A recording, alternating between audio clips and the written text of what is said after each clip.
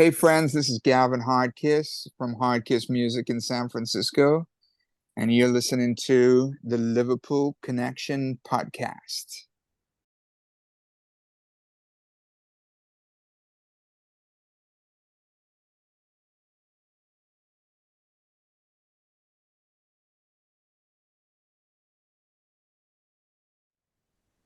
Hi, everyone, and welcome to the Liverpool Connection podcast. I'm your host, Daz.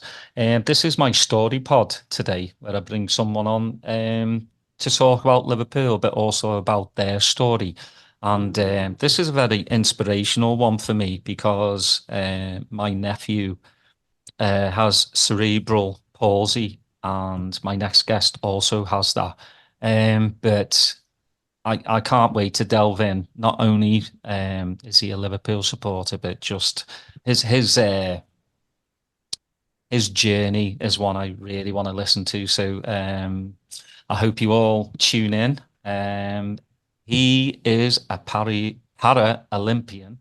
He got bronze at the Tokyo Olympics, and he also got a gold at the Commonwealth Games in Birmingham in 2022. He's a most motivational speaker, and I welcome Jack Hunter. Is it Spivey? Spivey, yeah. Ah, got it right. I was like, it can't be Spivey. It's got to be No. Spivey. So Jack Spivey. Welcome, Jack. And I know we had a little chat before, but officially welcome to the podcast. Thank you very much, mate. Thanks for having me on. I want to get into we'll talk about the table tennis and everything in a little while, but let's talk Liverpool first. You're still a young lad, a lot younger than me. I've got too many grey hairs now to fake being young. But when did you like really start like supporting Liverpool? I think for me, I was born in Anfield. My nan literally lives in the bottom of the road. You can see the stadium out of her house. So the club is it runs through my family, especially my dad's side of the family. They're all staunch Reds. My dad, growing up, he didn't live in our house, but I seen him once a week. And Liverpool was something that we watched all the time. And yeah, I've always been engrossed since I was a kid. It's my one of my earliest memories is watching the Reds play. So Well, do you remember like going at an early age? I mean, like I always say, I went when I was 76. Um, yeah, so as a young kid, you don't really take in like what Anfield's all about. I think yeah, it took me until I was about like maybe 11 or 12. What yeah. about yourself? Yeah, so one of the first matches I went to actually, and I'm not too sure of my age on it, but I must have been below 10. My dad took me to a match that was Ipswich versus Liverpool, and I'm sure I could be getting this wrong, but I'm sure we won 5-1 and Gary McAllister scored a free kick. And I remember it just because I had one of them trumpet, not them vuvuzela things in my gob, because Oh I no. couldn't, I couldn't I couldn't walk, and my dad was carrying me. But they scored, and my dad jumped up and down, and I whacked it off my lip, and my lip was bleeding. So my dad had to half time go and get some plasters off the stewards. So, so I just remember this memory of like Gary McAllister scoring this free kick, and I'm sure it was against Ipswich.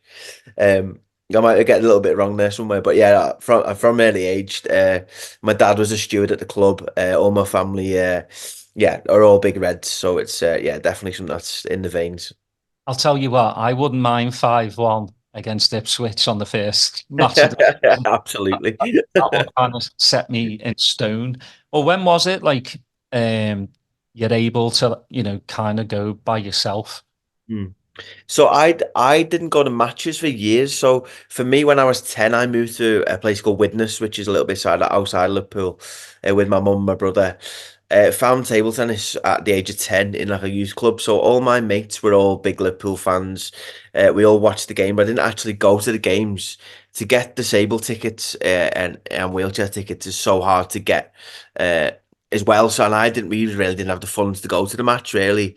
It wasn't something that we went to, but we always used to go and try and watch it on telly. And I remember my mum used to have one of them buys your view tellies, so you'd put a quid in the telly, and it'd stay on for like an hour, I think it was. So I used to save up like 2, 3 quid to try and watch the Liverpool match. And then but then I figured out if you put a bit of sellotape on the quid, you could just pull it up and down, and you get loads of time on the telly. So I remember vividly watching the 2005 Champions League final in the house with my mum.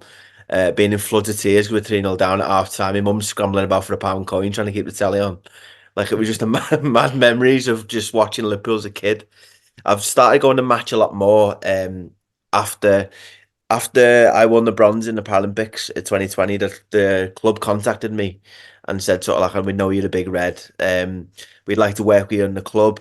So I did a day that was basically local disabled kids in the area. They brought them down to Anfield, put a load of table tennis tables in, and I taught the kids table tennis. A bit like I was teaching myself at a younger age with Sky Sports and with the LDSA, the Liverpool Disabled Supporters Association. They've been incredible in what they do. I'm now the ambassador for the Liverpool Disabled Supporters Association, and I'm able to go to match when I can as well. So the club's been amazing in my journey and my story, and I think one thing as well that people don't really talk about growing up, being a Red, is you don't have to necessarily go to match to support the Reds in a way that feels authentic to you. So for me, when I was a kid, when you're struggling with, I don't know, like your schoolwork or you've had an argument with your mate, or you look forward to the match of the weekend. Oh, that's your release, isn't it? Of like watching the Reds, whether they win or lose, you're in that match for an hour and a half, 2 hours. And you couldn't care what your own mate he's doing, or that kid's just called you a nasty name or whatever, because you're waiting for the Liverpool match. And I think there's a bit of a thing there somewhere. It's definitely someone's outlet all the time is watching football or whatever level that is, and just escaping and just being part of that 12th man, whether that's on the telly or whether that's in the stadium. Well, I want to go back to LDSA, Ted, Yeah, fantastic yeah, chairman. They've done so much, for the disabled. I mean, especially, after the Champions League final, Paris, that yeah, was just, a disgrace by UEFA, again and again and again. It just keeps happening, which is sad. But I just love that. I mean, there's I like a statement that you actually said. Yeah, you feel that there's still an awkwardness around people talking yeah, about disability, and I agree because you're a normal person. yeah, I yeah, understand why people have to be. And it's like, oh, shush, because I yeah, see yeah, all the time. Whether somebody's on crutches or in a wheelchair or has a limp or a yeah, speech, yeah, yeah, and people go really quiet yeah. and like, oh, if they turn and look at me, what am I going to say? I mean, what's your thoughts on that? Because I just find it very bizarre. This is Yeah, 2024. yeah, exactly. I think for me, obviously as a disabled person, as a wheelchair user, sometimes I understand where able-bodied people come from with this. Like, what I try and say to people is, yes, we are normal. We're normally people like everybody else is, but also we have to recognize that I am different. If I see someone in a wheelchair in the street, I go, "Oh, look, he's in a wheelchair." Or if someone's got blue hair in my head, I think they've got blue hair. Like we just naturally seek out differences, but being different is okay. Like being different in the people, whether that's a disability, a race, a gender, whatever that is, a different hair color. That's okay. We should celebrate being unique and being different. And I love that part of myself. I think sometimes the awkwardness from able-bodied to disabled sometimes because you don't know what to say, you don't want to offend, you don't want to do this, you don't want to do that. But just talk to us. Like it sounds stupid, but I understand it because I've been in situations myself, especially when I was a kid, when I'd not actually been around a lot of disabled people because I was born with disability. You don't know what to say with someone if they've got a disability that you've never seen before or anything like that. When you go around the Paralympic Village, you'll see a whole array of different disabilities from all around the world, and you sort of get used to just saying it. Like, "Hi, mate. Like, my name's Jack. Nice to meet you. Did you acquire the accents or did you become disabled?" As long as you do it in the right way, it's just normal. It's like me saying to you, "Where'd you get your glasses from?" It's not. It's if I said, "Oh, look at you. You're terrible. Look at them glasses." That's very offensive. But if you just in a context, just speak to me. We're just normal people. And I think the whole world revolves around people just trying to get by in life and just being normal people. But I think we should celebrate being different and unique. And I think once we recognize that, speaking to disabled people and different people in general, um, is really good. And I do comedy as well. I'm a comedian and I gig around the country. So I like to obviously make jokes and talk about disability because I'm trying to break down the barriers between that disconnect between able-bodied and disabled. Don't get me wrong, it's a hell of a lot better than it has been, and there's still where to go. And I think the Paralympics has been absolutely incredible as a whole for the nation to bring together able-bodied and disabled people and have real inclusion. But I still think that's got a way to go as well. Yeah, well, I think like especially Scousers, they make fun of themselves, Yeah, so they already have that kind of hard skin about them. yeah, yeah, yeah, So I find it very like unique, just because like then somebody really can't say anything to you because you've yeah, already said it. yeah, Just exactly. or you call me a divvy or whatever. Well, Yeah, I know I am. yeah, I know I am. yeah, What's exactly. next? Well, it's Yeah, like I've noticed, like, and it's not with Liverpool supporters, but with like other supporters, right by the cop, you have the disabled section. yeah, I've seen so many idiots like when Liverpool score, and you have some that are in wheelchairs, they get up yeah, yeah, and yeah, yeah, celebrate, and then you have these absolute morons going, "Well, they can't be yeah, disabled." I'm like, yeah, no, yeah, well, they can actually. They can be yeah, yeah, blind. yeah, They sure. can Oh be yeah, deaf.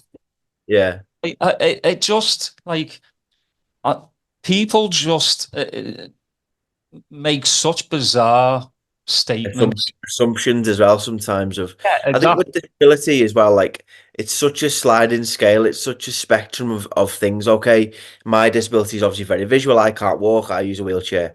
Some people have hidden disabilities Mhm. that also affect their lives as much as it affects me. People have missing limbs. How do they know they haven't got a false leg then they've stood up? Or Uh, it's not for them to judge. It's not for other people to judge. It's not for me to say, I'm not the disabled police. I can't look at people in different situations and go, you're not disabled, you're not. That's not my job to do. Sometimes if they've parked in blue badge space and I see them walk out, I might have a little go as well. But like, these little type of things, you just think we've all done it. We're all guilty of it. But like, we all just need to stay in our own lane sometimes because no one knows what battles other people are facing. yeah, that's the thing. You can't tell from the telly that somebody's missing a limb Yeah, or exactly. again is deaf or blind. You Yeah, know, exactly. Yeah, I, yeah. again, it just blows my mind. And like, I'll keep saying it. It's 2024. Yeah, yeah. I saw it online yesterday about Liverpool Football Club supporting Pride. Yeah. I've never seen so many disgusting comments in my With life, and why do you have to say it? Like, exactly. Yeah. this is what I mean. Like, I've got glasses on. When I was a kid, somebody called me Four Eyes. Yeah, yeah. When I was 7 or 8, I had 4 operations for a really bad lazy eye. That, Yeah, yeah. as a kid, hurt me. But Yeah. as you get older, if somebody had called me, specky face or Four Eyes, Yeah, yeah, yeah. pardon. Yeah. So it's just having like thick skin and just letting it brush off. But like, I just don't know why it bothers people so much about disabled people or pride or this. Exactly. That, Exactly. that's their world. If they want Yeah. to, be who they want to be, let them Exactly. do that. Like, And that's something that I'd love about this about the club. And obviously I'm gonna be biased. I work with the club and all that sort of stuff. But the stuff they do for disabled people in and out the community that you don't see on social media, that you don't see that Ted is working night and day to get the LDSA to different stuff and have equality. You've got Rishi who works with the equality staff who are trying the best for the LGBTQ plus community. I think the club's amazing. I think we represent a hell of a lot of people. We're not just your average middle-aged white blokes that support football.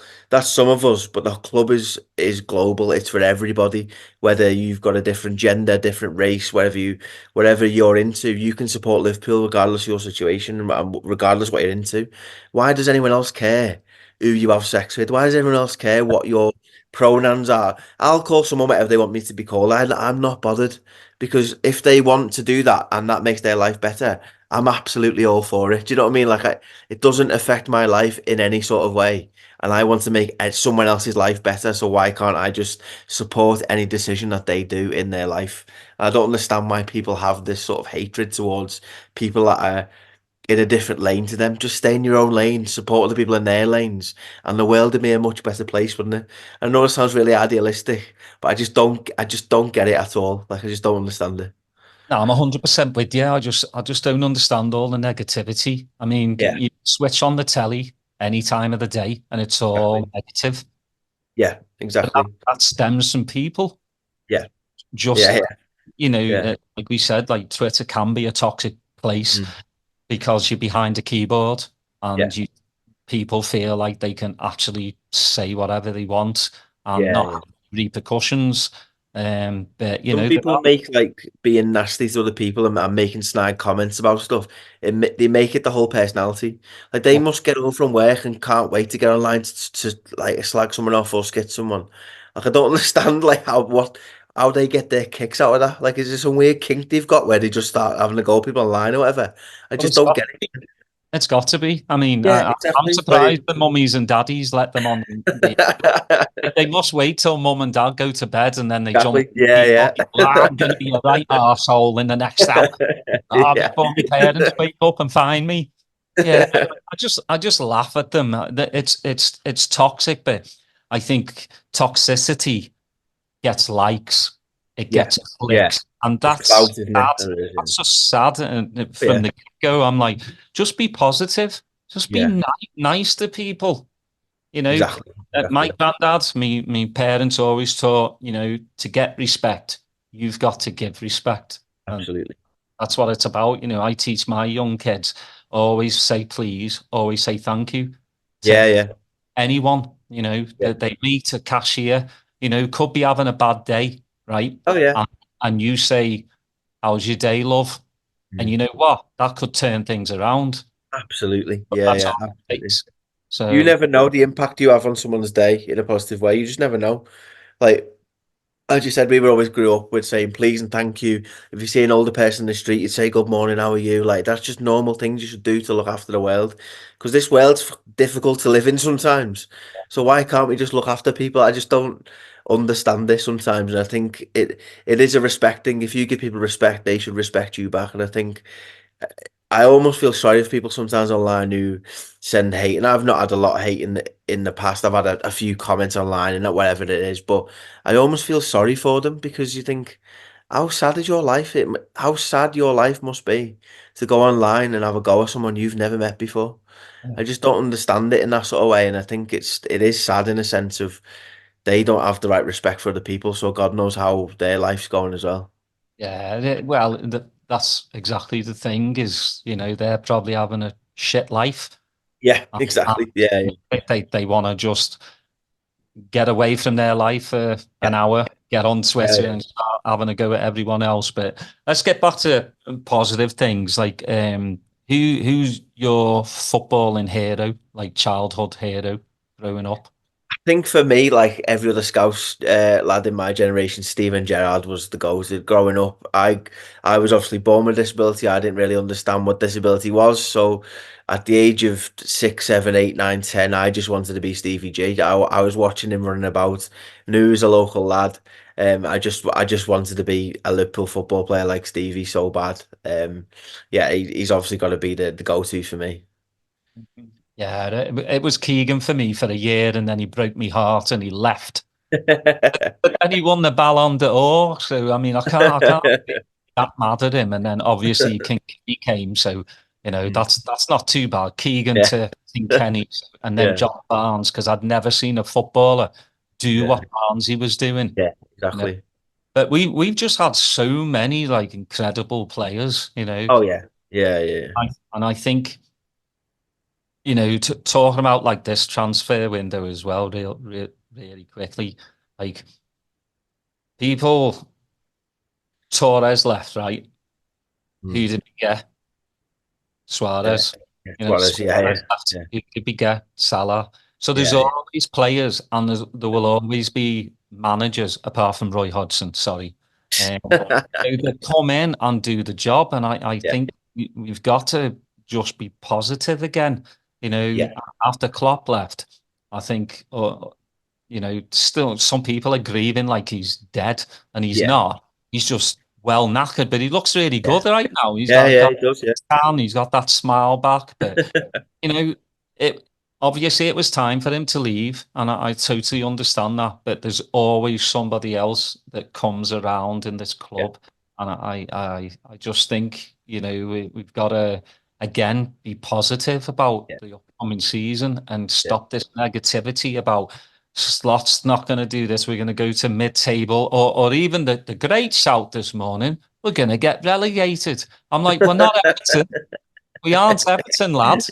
That's what I mean. I think people Yeah. have like a bingo machine and they put all this negativity in it. And then Yeah. every morning they wake up and they go, close their eyes and then pick and go, number 12 is Slot will get sacked by December. That's what I'm going to put on Twitter. I don't get it, Jack. I just Yeah. don't. It is mad. I think, as we talked about, like, football is the escape for people. Football's the positive bit of the week that you should be looking forward to. If you're making that worse for yourself, if you're making that a terrible place to be, go and support someone else. Go and slag off United like we all do. Like, go and do whatever you want. We're trying to look forward to the future of Liverpool. I'm not saying it's going to be as good as it was under Klopp or whatever, but give him a fighting chance. Like, like give him a go at doing that. He's not Roy Hodgson. And even if we had Roy Hodgson back now, I don't think we get relegated. So it doesn't really matter. Do you know what I mean? So let's just enjoy football, man. Like, it's not that hard. or just stop watching football altogether and Exactly. do Yeah, yeah, things. yeah. I'm sure there's a world championship deadly games. Um, I do want to talk about your cerebral palsy as well. Like I said, my nephew has it. So, growing up as a child, as you alluded to, you wanted to be like the next Stevie G. Mm, When you realize you can't do that, mm. like what goes in it, and like first off, if you want to explain what cerebral palsy is, Yeah. people don't know what it is. Yeah, so I was born blind and deaf, actually. So I had no sight, no hearing till I was 9 months old. At the age of 9 months, my mum said she was singing in the kitchen, and I turned my head, so it's their fault why I've got my hearing back, because bad singing. But and then a few weeks later, my sight sort of developed, and the doctors don't really know why that happened, why it developed so late. And at the age of 18 months, I wasn't really crawling or sitting up on my own and all of that. And then they diagnosed me with cerebral palsy. Cerebral palsy is a birth defect. It's a lack of oxygen at birth mostly. Mine is diplegic cerebral palsy, which means it just affects the lower half of my body. Um, it's basically, in layman's terms, if my brain was the computer, the wires to my legs are affected. So I can still move my legs a little bit.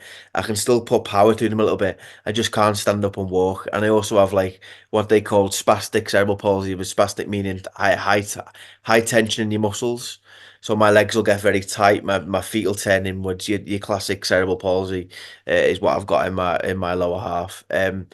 Going back to growing up as a kid, I was born in Anfield, as I said, moved to Bootle and moved to different places around Liverpool, and at the age of like 10 moved to Widnes. We didn't have a lot growing up. It was me, my mum, my brother, my dad, who used to see once a week, and he was helping out as well. But it's hard. Do you know, when you grow up with a disability, and as you say, all your mates I went to an able-bodied school, so all your mates are running about and shouting Gerrard and trying to make free kicks, and I'm trying my best and running around like Forrest Gump with two splints on my legs, not realizing why I'm like not like the other kids, sort of thing. I just didn't understand why I had to be different.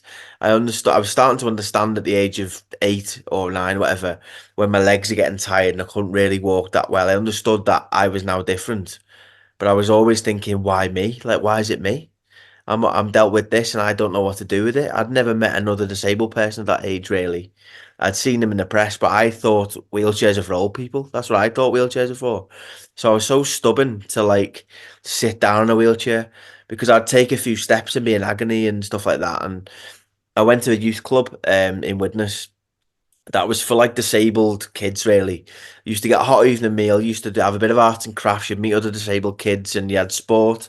They had like a football pitch and all that sort of stuff, but they had a table tennis table, and there was a lady there called Geraldine, and I remember playing table tennis with her, and I was standing up, but I was like clinging onto the edge of the table. I couldn't move, and you're obviously not allowed to hold the table, but I enjoyed hitting the ball back. Table tennis was the only sport that I'd found that I can play with my able-bodied friends, where the equipment wasn't any different. We had the same rackets, with the same rules, it was the same everything, is regardless whether I had a disability or not. And at the end of the day, we all know the rules of table tennis.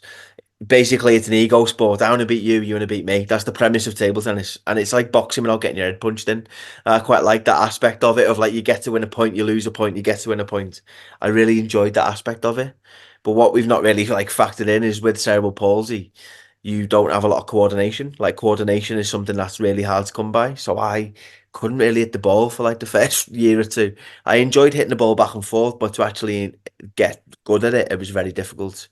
I went to like my local table tennis club, Holton Table Tennis Club, and I met a guy called Tony Edge. Now, Tony Edge was a Paralympian back in the 70s when the Paralympic movement was starting to really take hold.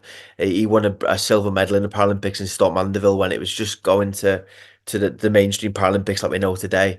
Tony was a lot more disabled than me. He was paralyzed from like the chest down.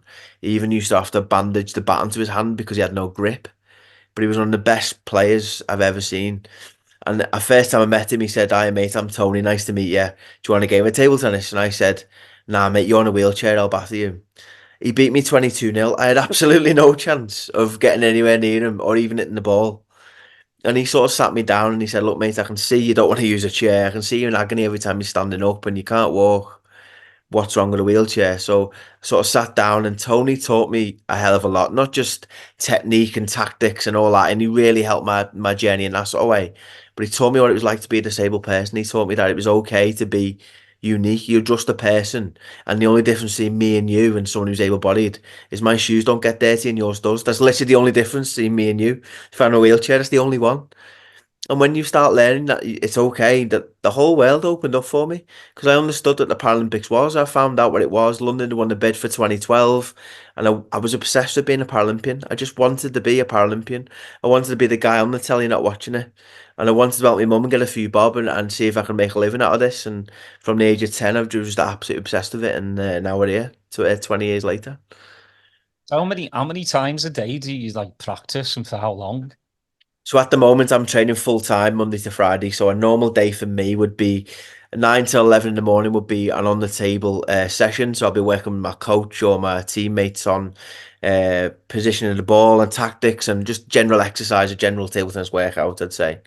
Then we'll go in the gym about 12:30 till 1:30, 2 o'clock to do workouts of like obviously strengthen muscles and stuff. But you're also doing like specific stuff for table tennis. We have our own S&C coach, and then 3 till 5 will be another table tennis session that we'll do, and that's most days that we'll do that. And in between that, we'll have meetings with our psychologist and physio and nutritionist, and we have a lifestyles advisor and a doctor, and we like all sorts. So it's a pretty full on job. It's more or less 9 to 5 with a few breaks in between. So it's I mean I'm not moaning. There's far worse jobs to do than do what I do, but it's no, it's definitely a privilege to do it. Well, how was it like, going to your first Mm. Paralympics? I mean, that's an honor, I what I try and instill with my kids as well is like it's just playing the game, win, Yeah, lose, yeah, just have fun. But I yeah, know it's competitive, yeah, tennis. Like, but how was it, to actually get that phone call like yeah. you've made it? Yeah, as I say, at the age of 10, just wanting to be a Paralympian, finding out and watching. I remember watching the Beijing Paralympics on TV and thinking, wow, the next one's in London. I got at the age of 17, I managed to get myself in like the reserve Great Britain squad, really, but I was never anywhere near the level to get to the Paralympics in London, which was gutting. I couldn't do much about that. It was something I'd looked forward to and wanted to be a Paralympian, but the Paralympics GB put me on a program called the Inspiration Program. So rather than competing at London, they took loads of athletes that would potentially be in Rio in 2016 and they let us go around the village. We met athletes that are going to be competing. We went to the kitting out day. You had a small snippet of what it was to be a Paralympian without being an actual Paralympian. And that just absolutely lit a fire under me to just go, you know what, I'm going to do this. And we talked about in the media, my mental health battles have been well documented. I'm a massive advocate for mental health, and I've been through the ringer, so to speak, with all that sort of stuff. And going through that journey, and the way the Paralympics works is we have a qualification system per Paralympics, and that'll change each cycle of a Paralympic. So for me, going into Rio, it was, I think I had to be top 12, top 15 in the world. And I was on the cusp. I was there, I was not there, I was falling out. I was traveling once a month to tournaments around the world, competing against everyone else who's doing it. Um, and it was a battle. And when I first started doing that, and when I first found out I was going to be a Paralympian, I remember being in China, and I knew I had to get to the semi-finals in order to qualify, basically. And I was 2-1 down in sets and 10-9 down in points. So if I would have lost that points, that was me done. I couldn't have qualified. I wouldn't have been a Paralympian. Everything. Managed to turn around and win it. And I remember just ringing my mum in floods of tears, just saying, "Mum, I'm going to be a Paralympian. I'm going to be a Paralympian." And then she said to me, "Why are you ringing from China? You're going to cost me a fortune." No, she didn't. But no, we shared like a really magical moment of just like, just she'd followed my dream, and my brother had, and my dad had, and my family, and everyone behind me. Because what people don't see sometimes is, you might see people like me on the TV winning medals and doing massive things, but what you don't realize is there's a full squad of people behind me. There's a full orchestra of. I'm just a front man of a big band of people that have got me to where I am today, and people who really see the vision and selflessly help me get to where I want to be. So that first time when I found out I was going to be a Paralympian and go to Rio, it was honestly an absolute dream come true. I remember first getting me Great Britain kit at the age of 13, 14. You get given a bit of kit. I slept in it first night. I wasn't going to take that kit off. Like, it just meant everything to me to be a Paralympian, to be that guy of striving to be something better. And now to say I've been to Tokyo and I've managed to actually just win a medal for my country in the biggest sporting event there is for me to play in. It's an absolute dream come true, and it doesn't feel real when I tell the story. Well, I mean, it's mental to go from, Paralympics getting a bronze, and then Commonwealth getting Yeah, the gold. I yeah, mean, you're the best of the best, which is yeah, absolutely brilliant. But I love your journey, and obviously, Paris, you didn't mm, make the mm, team, but for me to listen to you, you're gonna make the next one. yeah, I can tell. Like, and I'm sure it does mess with your mental health. You yeah, put all that effort into it, mm, and you don't just you're not quite there. yeah, And a lot of people would probably just go, "That's it, I'm done." yeah, But I just think it brings out a fight in you, yeah, for the next one. And it's not like your table tennis career is gone just because of that, yeah, because you play in a league, right? yeah. So I'm still playing full time professionally. I'm playing all around the world. Paris is a very difficult one, because obviously I've gone from winning the bronze in Tokyo. I've won the Commonwealth Games. And people seem sometimes on the outside, if you don't understand how the qualification system works, you might think, "Oh, I've had a bad season, I might do this." I'm actually higher ranked now than I was going into the Paralympics in Tokyo. The system always changes of how that qualification works. The Paralympics is built on not only elite sport, it obviously is elite sport, but it's more built around people from different countries, different regions, different stuff like that. And I'm not here to slag off the qualification system. That's not my job, and that's not what I'm going to do. But I was sixth in the world, and I was deemed not to have qualified. And there'll be 12 people that play in my classification in the Paralympics, and I'll be higher ranked than seven of the people that I'll be playing there. So when I first found out about that, it was gutting. It was awful news to take, and it's still something I'm processing now. But for me, since I've won big medals, since I've been through my darkest times of trying to take my own life and trying to be a Paralympian, I'm through to the side of that now. I've got a stable life. I'm playing sport for a living. I've got a missus that I've been together 7 years. We've just bought our first house. Now, my goals now for sport is obviously to win medals and be world number one, and that's lovely. But my genuine goal for my career now is to help other people, get my story out there, and actually make a genuine impact on the world. And that might sound cheesy, but that's what I want to do with my life. Because as an athlete, if I travel around the world and win medals, and I go through the mental health struggles, and I've come through the other side, and I don't use that to help other people, then that feels quite selfish to me. Like I feel like I'm just a normal Scouse lad. I'm just a normal working class lad, like 90% of this country, and I've just followed my dreams. And I just want to get my story out there. And if my vehicle to do that is by doing talks and podcasts and media and doing all that sort of stuff, then is that better than me just chasing a bit of metal in Paris if I don't use it in the right way? So I'm trying to use this time now positively to actually tell people, you know what, I'm not finished in this journey. Table tennis, I'm still very passionate about it. I'm still going to win major medals, but this is just another road hump in that journey. Like if you would have told me pre-Tokyo, when I was skint and I had no money and no misses and no nothing, that I would have found someone that really looks after me and that helped my mental health. I'd not had a suicidal thought for 7 years. I'd bought my own house and I'd won a medal at Paralympics. But oh, by the way, you don't play in Paris. I would have bit your hand off, lad.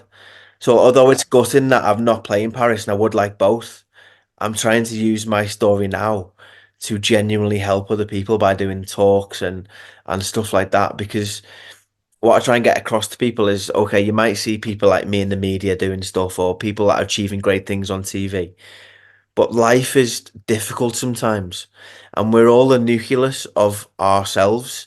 So I talk about people around me that have helped me get on the podium and win stuff, but for instance, like you will have a support network around you of your missus and your kids and your family and all that sort of stuff, and you will make their day brighter. You are their support network. We're all looking after each other.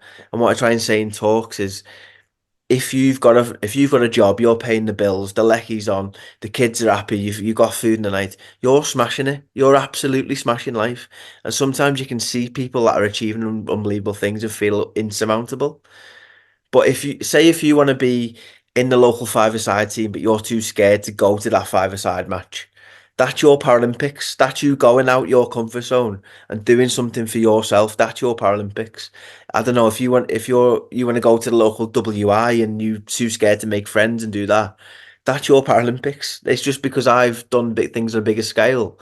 I'm trying to get across to people that actually I've been to some dark places in my life. I was born in Liverpool, and the scariest place I've been inside my own head. That's telling you something, isn't it? But like, I just want to get out there that like people say it's okay not to be okay, and these cliche sayings, and it is.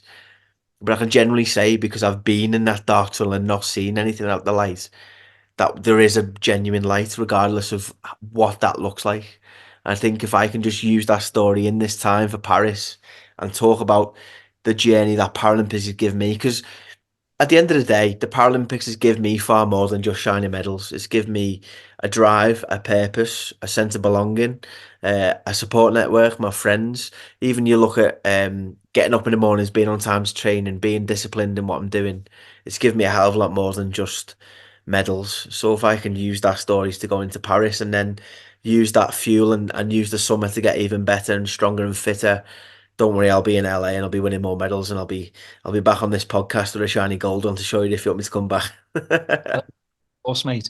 Well, I mean, there's always a stigma, isn't there, with mental health? I mean, as for myself, growing up in the 70s and 80s, I never saw my dad cry. Hmm. Never saw my granddad cry, Yeah. and if I started to cry, I'd be like, soft lad, stop. Yeah. Like, Yeah. that's just how we were brought up.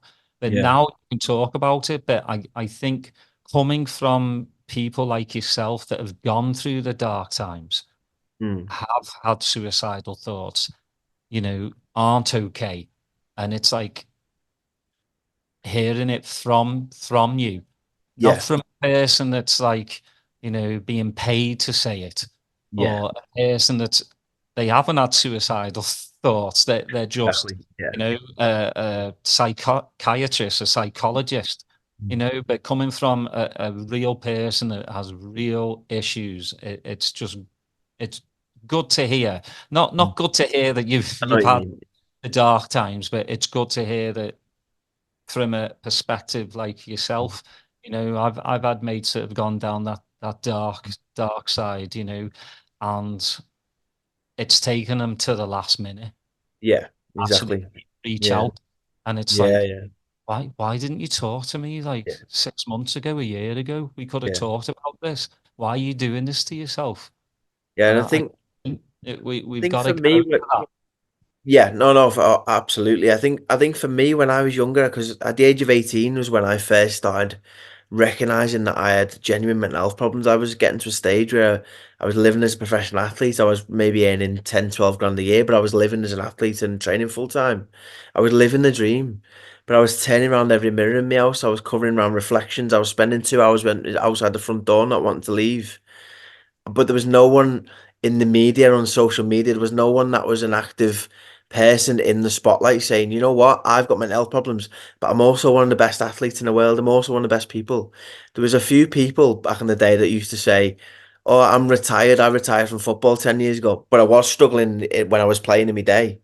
But I wanted to be one of the people that comes out and say, you know what, I am one of the best players in the world, and I also struggle like everyone else does, and that's okay because regardless whether you work, I don't know, for the government, whether you're a bin man, whether you're a sportsman, wherever you are, we'll all go through that struggles. And why should I wait till I'm retired to tell people? Why can't I now use this as a strength on the table? Because for me, I use my mental health battles on the table tennis table as well because winning a table tennis match isn't life and death because I've been in them situations.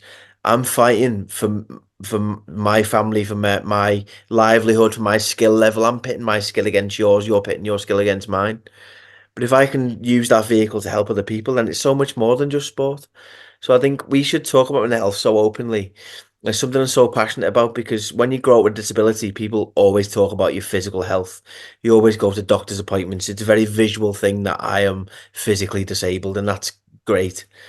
But no one can see mental health, and everyone used to shun it. When I first started taking antidepressants at 18, I thought I was taking crack. Like I didn't want to tell anyone. Like I didn't want to say, "Oh, I'm taking tablets." But as soon as I started speaking to someone and say, "You know what, I take a bit of sertraline," they go, "Oh yeah, me too." Or like, "Oh yeah, I've got anxiety. Yeah, I struggle as well. I can't leave the house sometimes." And they go, "Okay, we're having a conversation now. I feel better. I feel like I'm not I'm not an alien. I feel like that's okay because we're all in the same battle. And whether you've had mental health struggles, everybody has mental health. Not everybody has mental health issues. We all need to look after our mental health, regardless whether you're diagnosed with anything or not, because it's such a fragile thing sometimes. I've done a bit of work with like homelessness and stuff, and you speak to people, and 2, 3 months before they're on the street, they had a wife and kids and a mortgage and a job, and one thing leads to another, and they're on the streets. We just never know what's around the corner. So you need to, you can never really think, oh, that's not me, or I can't relate to that, because who knows what's around the corner? Who knows? So let's just look after each other. Let's just look after our mental health as much as our physical health. If I'd broke my arm, I'd go to doctors. If I don't feel well, I want to go to doctors. Or even if I just rang my mate and said, "Do you want a game of FIFA, or do you want to go for a coffee or something?" The amount of times my mates have helped me and they don't even know they've helped me. They don't even know because I've just gone, "Oh, do you fancy a drink, lad?" And we go to the pub and have a glass of Coke and a bit of chat. But sometimes when people say you speak about mental health, do you think you have to get a white coat and a clipboard and sit there thinking, "How are you today?" It's not. Mental health is just something we put a label on of just having a chat to your mates. It's just a chat with your mates or wherever it is. It's just labels mental health nowadays. And it's not a stigma because everyone has it, whether you're from, I don't know, Indonesia or England or wherever you're from, we've all got it. Like, and we need to look after that sometimes. Yeah, I think Jordan I comes to mind for me as a Yeah, player definitely. because when he played for Liverpool, he was one of the highest rated youngsters. Yeah. And then, he went to a few teams like Derby, and then Mm. his world fell apart Yeah. and nobody had heard anything. And it's not until what, Mm. 2 years ago, I think he actually came out and said Yeah. he had mental health problems and he was in a Yeah. dark place. That's the thing. You see like musicians, authors, or actors, and you Mm. think, oh, they're living the life, but again, they're human beings. And Heath Ledger again comes to mind as an actor. Yeah. He's got Yeah. it all, and Yeah. then look what happens Yeah. because he didn't talk to anyone. And we've got to get away from that. Again, big reason why I wanted you on here is because you have a story to tell, but you bring positivity, which is Yeah. what we need. We we Yeah. we've got to talk to one another. And like you said, mates help. Yeah. Whether they know it or not. Yeah. Just picking up the phone, not texting. Jesus Christ, texting's got to stop. Like, if I need to talk to someone, I'll Mm, pick up the phone. Like the yeah, texting stuff is just exactly. drives me nuts. I'm like, come Yeah. on. I can't put my feelings in a text. Yeah. Can't put my feelings down in emojis. That's Yeah, just that's ridiculous. But yeah, I mean, we've got to talk. We've all got to get through this thing called life. exactly. You know. And So and when I'm saying this, maybe sometimes I sound like life's awful and we go through it. Life is a wonderful thing that we can live, but it's only as good as what you make it sometimes. And I know people have been through struggles. I've been through struggles, whether that's financially or family issues or whatever that is. And people deal with some unbelievable stuff in their life. And I've met some unbelievably inspirational people that have been through some horrific stuff, and they've made their life what it is through seeing the wonderfulness that is life. We're talking to each other from different sides of the world on a podcast about football. Like, how amazing is that? Do you know what I mean? When you think of things like that, you can find little joys in things that can sometimes be monotonous. And I think I really enjoy life sometimes, and I really don't enjoy life sometimes. That's linear, and that's the same as everyone else. And I think one thing that I've really learned in my journey is that, like, goal setting is massive for me, but like not so much goals in terms of winning medals and doing all that sort of stuff. Sometimes if I'm feeling like shite, I just want to get my feet on the floor and get some clothes on. That's my goal for the day. And if I've done that, I feel accomplished. If I feel great, I want to win a gold medal. I want to go and train 10 hours a day. I want to do that. And we'll all have these little tiny things, but as long as you're just checking in with yourself and thinking, you know what? You're still breathing, you're still doing well, you've still got a roof over your head, you're still doing this. Your missus is still next door, like all that sort of stuff.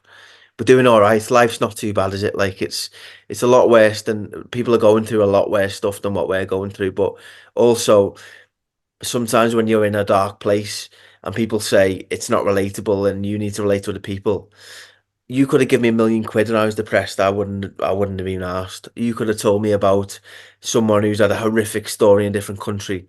I wouldn't have been that bothered because it's about me and how I feel. So whether you're a millionaire and you're struggling or whether you're got no money and you're struggling, you are still struggling. Do you get what I mean? Like, you need to address what that is and find your own vices and your own uh coping mechanisms for that as well. And I think people always get, as you say, caught up in seeing people do amazing things. And I think social media is great in terms of you can meet new people and speak to people, but also you can see people going, "Oh my God, look at their life, look at that." But they're just posting snapshots of what they do. Like, they're not like, I post photos. I'm guilty of it by posting photos all around the world and being at the match and meeting Steven Gerrard and all that sort of stuff. But you don't see me crying in my undies eating a pot noodle, do you? Like, do you know what I mean? I don't post that on. You don't post that on Instagram because no one. You only post what's good, isn't it? You'd only post what you want people to see. And I think everyone does it. Like, everyone goes through it. And one big person you talk about not having struggles and you don't know is Robin Williams. We've all watched Robin Williams films when we were a kid and Flubber, and we loved it. And then he was just gone, and you think, well, he was the happiest bloke in the world. But clearly he wasn't. So I always think, like, how can we look into that? How can we talk about mental health in a positive way to stop? Because we all have these people in our lives that are like the bubbly one, the fun one, the outgoing one.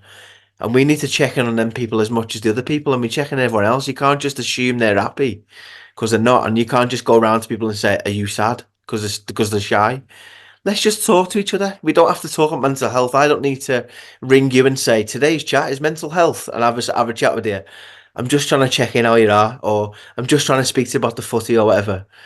I think that's all my what I want to get across is, let's just talk to people, man, and smile at people in the street and enjoy life, because sometimes it can be hard. So let's just enjoy it. Like, it's not that difficult when you think about it. Easy enough. you know, a funny thing, what I do every day, and I call it a positive, and I know it sounds very bizarre, is I make sure I make my bed.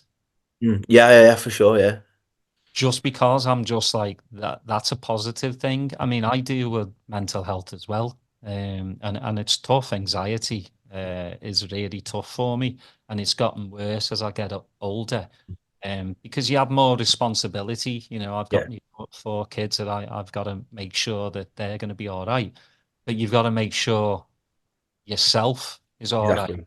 You know, you Yeah, can't put exactly. 100% all for your kids. You've got to look at yourself. So I've always like gone, all right, if I make me bed this morning, Mm. It's going to be all right. Exactly. That's how Exactly. I Yeah. think. My missus is the messy side. So I just always make the bed. I know it sounds a little trivial, but that's something that I do every day Yeah.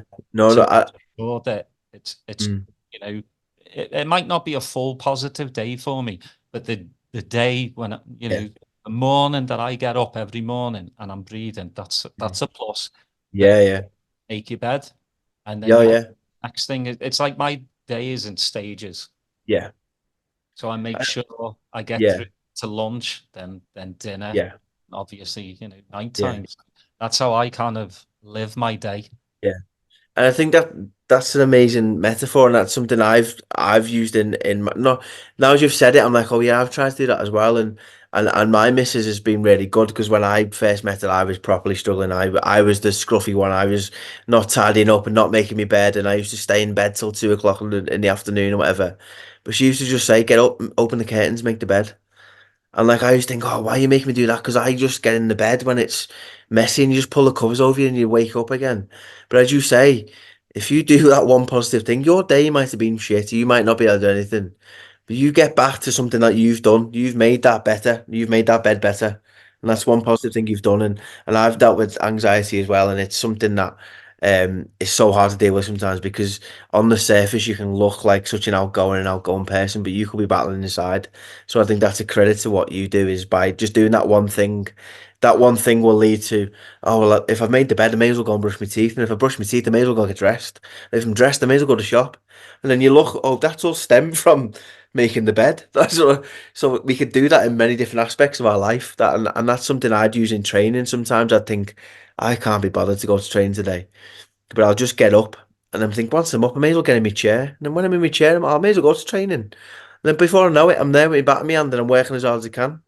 So we've all got to go in stages. And I really appreciate what you said there because that struck a chord in me of just thinking like you should actually do things in stages because sometimes you can look and go, my day's going to be awful today because I've got to do this and by 7 o'clock I'm not going to be home. But if you could just break that into little bits, absolutely fine. Like, It's routine for me. yeah, That's what I try and do is routine. I mean, again, I make myself sometimes. You want to lie in bed, you oh know. yeah, yeah. But again, I've got four young ones, so you've got to get out of bed. Mm. Doesn't matter, They Yeah. don't care if you're tired or you've got Yeah. anxiety, you know. Mm. But it helps me in stages. Yeah. Like I said, it is tough. Anxiety's Mm. terrible. I've had anxiety attacks at the supermarket. Yeah.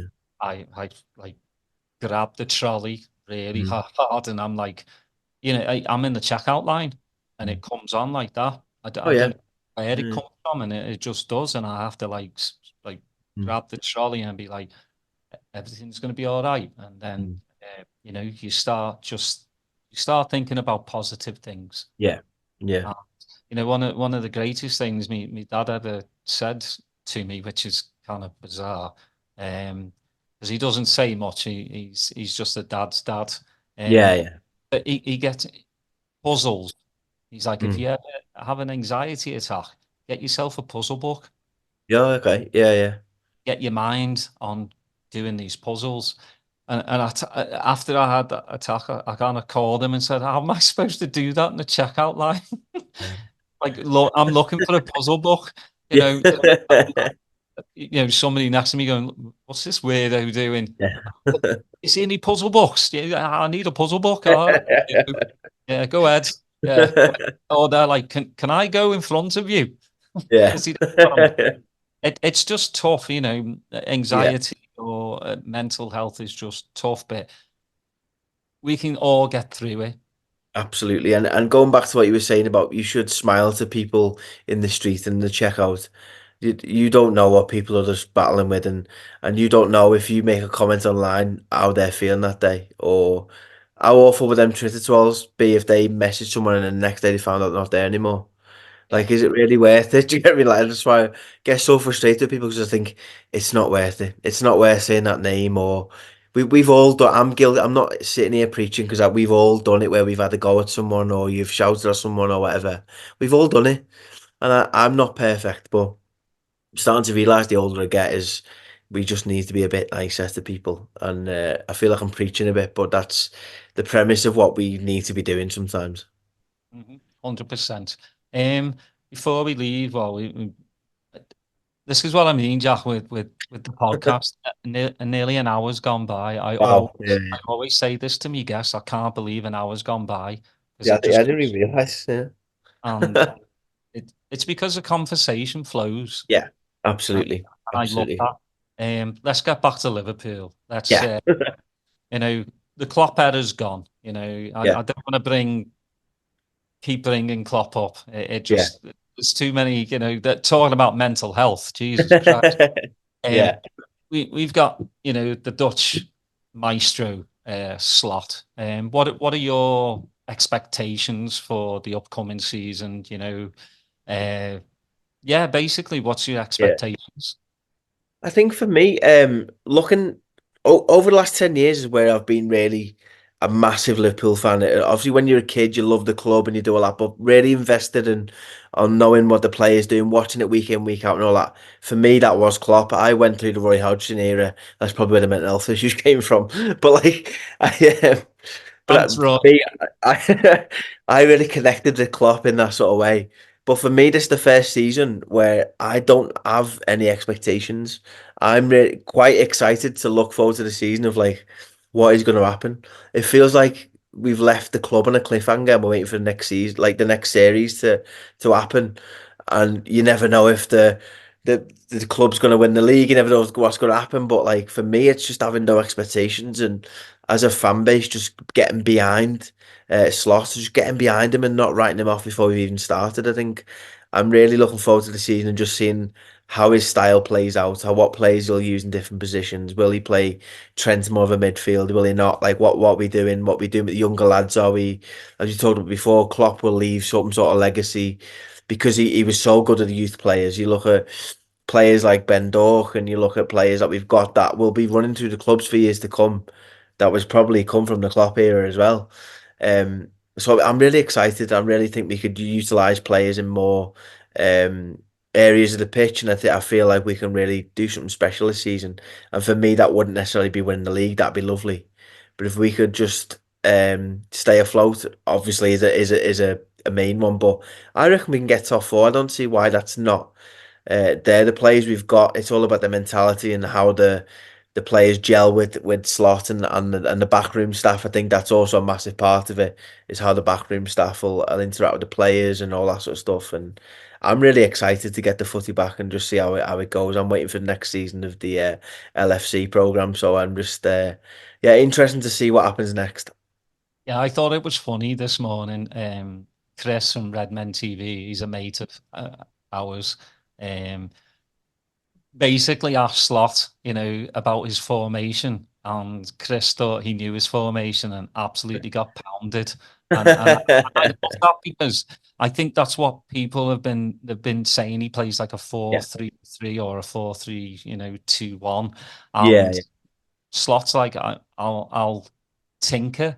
I'm yeah, not just going to play this formation, and I think a lot of people have seen what he's done in the Dutch league, and they're kind of just they've put the blinders on yeah, and they've got to stop that. Slot is inheriting like a damn good squad. Ninety yeah, percent of this squad is good. Again, Twitter's a whole new universe, and they'll tell you our squad is absolutely shite, which it's not. yeah, It just needs tinkering. It needs a few fresh faces. Obviously, Matip and Thiago have left, but mm. Matip and Thiago didn't play last season. No, no, yeah, Matip, yeah, I mean, played the odd yeah, few games. Thiago was just non-existent, so they were already written off. But that gave the chance to people like Bobby Clark. yeah, yeah, for you know, sure. Dan's has come in. Yeah, So yeah, I've got so much like positivity going into this season just because of how well like Conor Bradley played.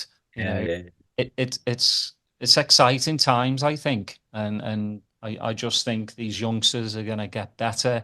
The younger ones are watching Conor Bradley's and the Dans, the yeah, Dokes, Acre. it makes them go, I need to Yeah, train harder. I need to absolutely. get slot to look at me. And I Yeah, just think it bodes well. I'm exactly like you. I've got no like, predetermination of what's going to happen.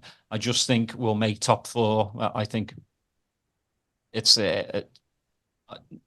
there's no guarantee in life, right? yeah, Even though I do want to guarantee like we are the best club in the world, which I think that is a guarantee. But yeah, I just feel like top four, yes, maybe the League Cup again, FA yeah, Cup, Champions League with the whole new format is yeah. It's a bit odd, isn't mind-boggling. it? It's more games, isn't it? I Yeah, mean, again, as you know, you're an athlete. I think we're treating these players like horses, to yeah, be honest, and yeah, until we have to put them down. I yeah, mean, you've got the added, what is it? The World Club now mm, is in the summer. You've yeah, got yeah, all the tournaments there with UEFA and FIFA. You've got added bonus of what is it? 4 extra games in the yeah, Champions League. yeah, With the whole Christmas period, it's just I think, again, we don't see what these players go through. I yeah, think yeah, most yeah. people they go, they do a couple of hours of training and then they Mm, go home. I mean, exactly. Yeah, Klopp was training them twice a yeah, day, yeah, you yeah, know, and then they've got to follow strict regimens like yeah, yourself, you think a table tennis player, like myself and everyone else think a table tennis player, all he needs is paddle, and that's yeah, it. yeah, It's yeah, like no, no, no, yeah. nutritionist, Oh yeah, for sure. psychologist, Yeah. personal trainer. Like I think Oh yeah. we don't really understand, and That was one thing that was getting me. You know, when Klopp was getting slated for moaning about like the early kickoffs and having the matches every couple of days, but I completely understood that from a sense of like, if I go to a tournament and I've got a match at 9 in the morning, I'm up at half 5, 6 because I've got to prep, I've got to speak to my psychologist, I've got to do video analysis, I've got to warm up, I've got to have my breakfast at a certain time, I've got to stretch an hour before the match. So it's not just a case of me just rocking up with my rucksack, pulling my bat out, and not here we go. So I understand how that can not be okay if you've got a few matches in between, but there's a lot of people jumping on the back of that thinking they're only footballers, they're running around for 90 minutes and they go home and they get paid £1 million. yeah, Million quid's lovely. Like it's lovely that and I'm sure they're minted and I'm sure the families for generations to come have got money, but they're still knackered. Like they're still because what we're asking them to do is to be the best athletes in the whole world. We're not asking them to run a park run. If they're running park runs 4 days a week, fair enough. But we're asking them to not only perform at the highest level, because if they don't, they get slated by the fan base. And we're asking them to be the top prime athletes at least twice a week. And then you talk about how many matches we've got in a season. Is it feasible at the size of the squad we've got? But not just the amount of players, the quality of players that we've got to represent the club. It's tough, man. And in sport as well, and I can speak from my point of view, there's a lot of people that run sport because it's a business, and I know that where the athletes are part of that, and that's what we bought into, and that's great. But there's a lot of people that make decisions that have never played sport in their life. They've never laced up a pair of boots. They've never played table tennis. They're just looking at you in a spreadsheet, going, "If Liverpool can play 4 more matches, we get another 20 odd grand per match there, or we do that." That's all. That's all it feels like sometimes. And I'm not saying we should play once a month and have the league over 2 years or whatever all the other shite you can think of. I'm saying that like there's got to be a balance somewhere because we're asking the players to not only just run about for 90 minutes, you're asking them to be their best players possible, to link up with each other, to know what video analysis they've done, to know what team they're playing, and all that sort of stuff. And that's hard to do if you're doing that week in, week out, to keep motivated, to keep strong, and what's in your bank account you won't care about once that gets past a certain number. It's just numbers in your bank account. So it's not about that at all, is it? Like it's not about that. We're not asking them to go and kill people for the money. We understand that they're in a privileged position by being footballers, but we're also asking them to perform at a ridiculous level. And to do that, we need less matches. yeah, I'm gonna clip that one. Now you've won the gold, you've won the Mm, bronze, and now you're on a cereal box. yes. And you've got a mural. I Yes. mean, come on, that's that's got to make you happy. You go into the supermarket and you can see your face on a Yeah. cereal box, and not for the wrong reasons either. Not like a missing child on a milk thing. You're on a cereal box, mate. Yeah. Like, well done. Mate, it's mad. So I did a talk for in the Nestle headquarters a couple of months ago, and I got speaking to the staff, and then I was on another shoot for an advert that I can't mention, but I'll be on in a couple of weeks, and there was a bloke there that I was speaking to, and sort of just all connected, and Nestle invited me to be part of their campaign with Paralympics GB to be part of the branding this year for the cereal boxes, and I was like, that is mental to just be this lad who's just like just Scouse lad who just plays with table tennis to be on the front of every Nestle cereal in the UK. That's mad. So like it was weird going to the supermarket. I remember the first time me and the missus did a big shop and we walked down the aisle. I had my scruffy clubber because just come from training. And my face is everywhere in the cereal aisle. She's like, get a photo, get a photo. I was like, so I'm sat there like getting photos with my own cereal. And I had to buy a box, but I didn't want to just buy a box with my own face on because that's dead embarrassing. So I had to put it like in the shopping, like hide it within the till. So I bought a load of stuff I didn't even need. So I was buying like loads of stuff. Mate, it's unreal just to think of the support I've had over this journey. As you told the mural I've got in Liverpool as well. I grew up obviously around the city seeing various people on murals and stuff. To have my own one in the city, it's amazing. Like it's crazy to think of how far I've come and how far the support I've got is, and I feel like the city really gets behind me. I feel like I've got like literally every Scouser that I meet will be either knows my story or I'll tell them my story, and they're absolutely loving it. And I think we really do get behind people as a city sometimes. And you look at people like Jamie Webster's absolutely flying, or Red Rum Club are absolutely flying, or like, I went to the Red Rum Club arena in Liverpool. Are they going to sell an arena outside of Liverpool? I'm not sure, but I'll tell you what, that was sold out full of Scousers supporting their own, and I think that's what I absolutely love about our city and our club is that we do get behind people, and I'm lucky enough that I'm from one of the greatest city in the world. Yeah, I spot on with that. Scousers look after themselves, but they also help us. Yeah, for sure. Yeah. Uh, you know, your story's been amazing, mate. It's been great listening to you, and it's been an absolute pleasure and honor to have you on. Um, is there anything else that you got coming up that you want to say? No, just yeah, just thanks me for having me on the pod. I'll give myself a shameless plug. If you can follow me on socials, please do. It's Jack HSTT on all platforms. People think because I'm verified, I got a load of followers. I haven't. So if you could change that for me, that would be very nice. But yeah, just I'll be gigging up and down the comedy clubs as much as I can, and I'll post that on my socials. And yeah, up the Reds. That's all I can say. Nice one. Well, thanks everyone for listening. Please like and subscribe, put your notifications on, and we'll see you next time.